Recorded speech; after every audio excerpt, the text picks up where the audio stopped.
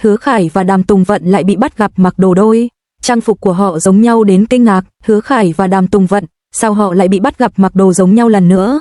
Tôi vừa đặt điện thoại xuống và tin này hiện lên danh sách chủ đề thịnh hành. Tôi thực sự, những chiếc áo khoác kaki đó, những chiếc khẩu trang đen đó, một người mặc ở Giang Tây trong thời gian nghỉ quay phim, người kia mặc ở Bắc Kinh sau khi ghi hình một chương trình, thời gian và địa điểm khác nhau, nhưng họ ăn mặc giống nhau đến vậy. Nhìn vào ảnh, sao gu thời trang của họ lại giống nhau đến thế?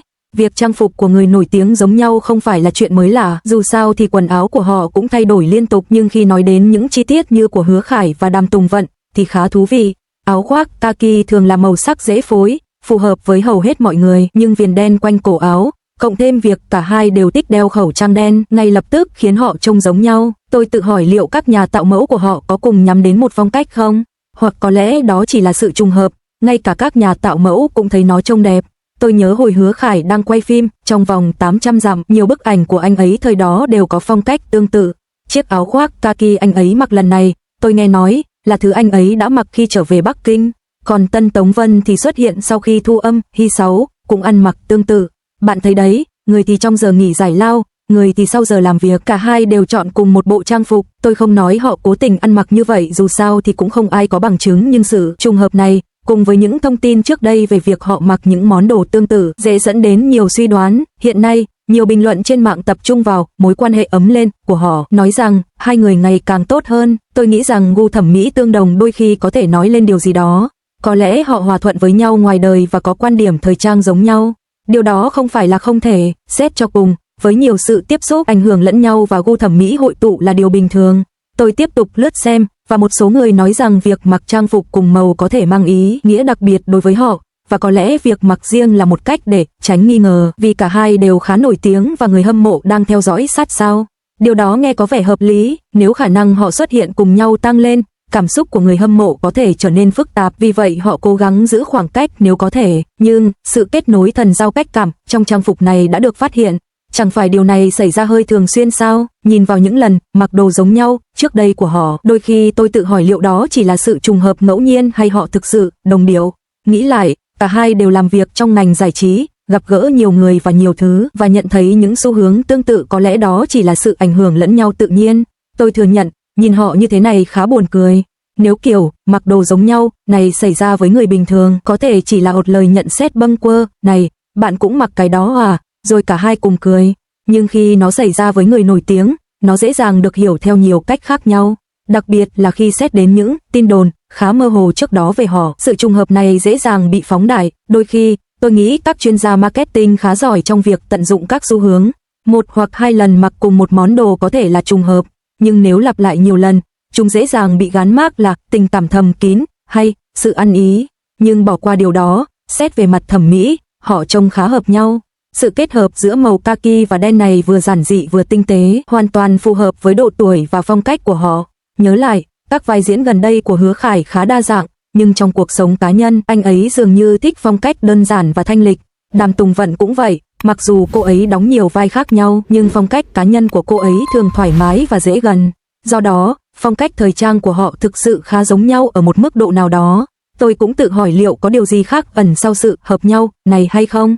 Liệu họ có thấy nhau mặc bộ đồ này ở một sự kiện nào đó, thích nó, rồi tự mua một bộ tương tự, hay bạn bè của họ có gu thời trang tương đồng? Tất cả những điều này đều là ẩn số, nhưng chính những ẩn số đó lại làm cho những sự trùng hợp nhỏ trở nên thú vị. Nhìn vào phần bình luận, một số người đang thảo luận về lượng người hâm mộ của họ. Tôi nghĩ điều này ít nhiều sẽ ảnh hưởng đến ý kiến của người hâm mộ. Nếu những điểm chung hay sự hiểu ngầm này tiếp tục xuất hiện, người hâm mộ có thể dần chấp nhận và thậm chí nghĩ rằng họ rất hợp nhau. Đó là một quá trình tinh tế. Tôi hơi tò mò, liệu lần sau họ có lại bị phát hiện có những điểm chung nữa không? Hay họ sẽ cố tình hoặc vô tình tiếp tục duy trì sự hiểu ngầm này? Tôi nghĩ điều này khá thú vị, giống như chơi trò tìm điểm khác biệt, nhưng thay vì tìm điểm khác biệt, họ đang tìm kiếm sự đồng bộ mà họ vô tình tiết lộ. Người nổi tiếng cũng là những người bình thường với những sở thích riêng và bị ảnh hưởng bởi môi trường xung quanh. Đôi khi, gu thẩm mỹ chung thực sự chỉ là sự trùng hợp ngẫu nhiên, một sự thu hút tự nhiên. Sự trùng hợp này đã được công chúng nắm bắt, khuếch đại và diễn giải, trở thành chủ đề được bàn luận sôi nổi. Hứa Khải và Đàm Tùng Vận, Song Yun diện áo khoác da đen giống nhau, gây sốt mạng. Bạn đã nhận ra sự ăn ý về phong cách của cặp đôi này chưa? Trong lúc lướt xem các chủ đề thịnh hành hôm nay, tôi bất ngờ bắt gặp hai bức ảnh ở sân bay. Hứa Khải và Đàm Tùng Vận đều chọn cùng một chiếc áo khoác da đen. Đây không chỉ đơn thuần là sự trùng hợp về thời trang, mà là sự hòa quyện hoàn hảo về gu thời trang. Hứa Khải, với chiều cao 1,87 mét, diện chiếc áo khoác da dài trông sắc sảo và tinh tế, ánh mắt sắc bén khi anh quay đầu, trong khi Đàm Tùng Vận nhỏ nhắn cũng toát lên khí chất mạnh mẽ trong cùng chiếc áo khoác. Cả hai đứng cạnh nhau là một ví dụ sống động về sự chênh lệch chiều cao dễ thương trong thời trang. Sự ăn ý này khiến người ta tự hỏi sẽ thú vị đến mức nào nếu họ thực sự đóng chung một bộ phim truyền hình về điệp viên.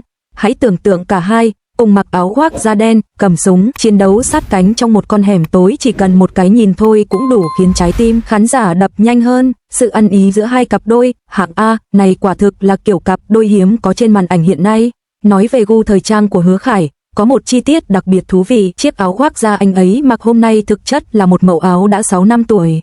Trong ngành giải trí, một thế giới ám ảnh bởi những lựa chọn thời trang chóng tàn, việc giữ vững phong cách riêng của mình thực sự rất hiếm. Có lẽ thời trang đích thực không phải là mù quáng chạy theo xu hướng, mà là tìm ra phong cách phù hợp nhất với bản thân. Như Hứa Khải đã nói, cứ mặc gì đó thoải mái và dễ chịu. Chính cách tiếp cận thời trang không cần gắng sức này đã tạo nên sự tinh tế. Gu thời trang của Đàm Tùng Vận thậm chí còn đáng để những cô nàng nhỏ nhắn học hỏi.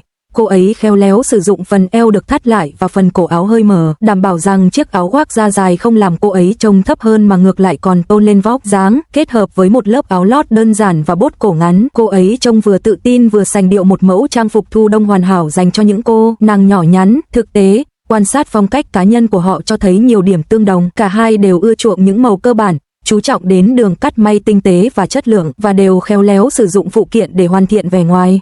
Hứa Khải thường nâng tầm phong cách thường ngày của mình với mũ lưỡi chai, trong khi Đàm Tùng Vận thêm chút tinh tế với đôi bông tai nhỏ nhắn. Những chi tiết chu đáo này mang đến cho trang phục của họ vẻ ngoài sang trọng nhưng vẫn gần gũi. Sau thành công của bộ phim truyền hình Em đẹp hơn sao trời, sự mong chờ của khán giả dành cho cặp đôi màn ảnh này đã lên đến đỉnh điểm. Câu chuyện tình yêu giữa Han Tinh và Di Sinh trong phim rất cảm động, và sự ăn ý về phong cách ngoài đời của họ cũng ấn tượng không kém. Sự ăn ý này, từ màn ảnh đến đời thực, chính là kiểu ngọt ngào sau thành công mà khán giả mong muốn.